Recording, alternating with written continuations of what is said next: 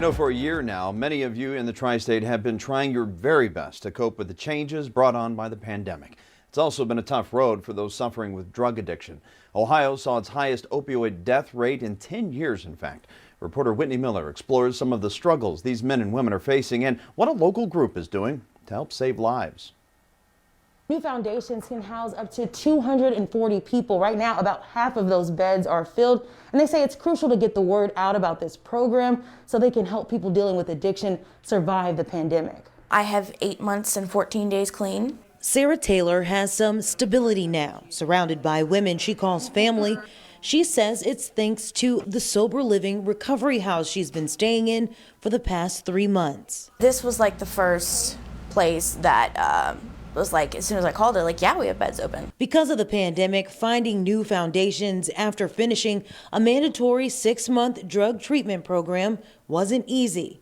A lot of the different sober livings, or even like the drop-in center, or different homeless shelters weren't even accepting people. It's a harsh reality for a lot of people struggling to recover from addiction during the coronavirus pandemic. Michaela Chrisman runs the new foundations.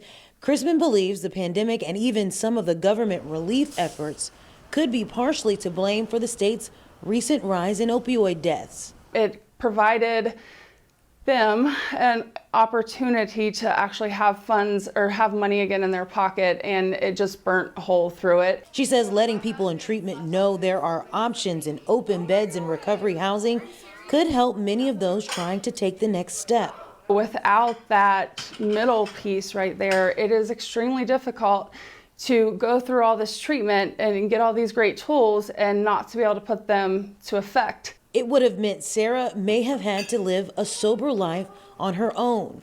The fear of relapsing, I had been clean for so long that being on the streets and relapsing, it meant death for me. Amy Parker, the organization's community outreach manager, understands that fear. Nearly 9 years clean from drug addiction, she's making it a point to tell people about new foundations and the options available. I have been on the streets, I have been in treatment centers, I've been in recovery housing, and I get it. In Clifton, Whitney Miller, WCPO 9 News.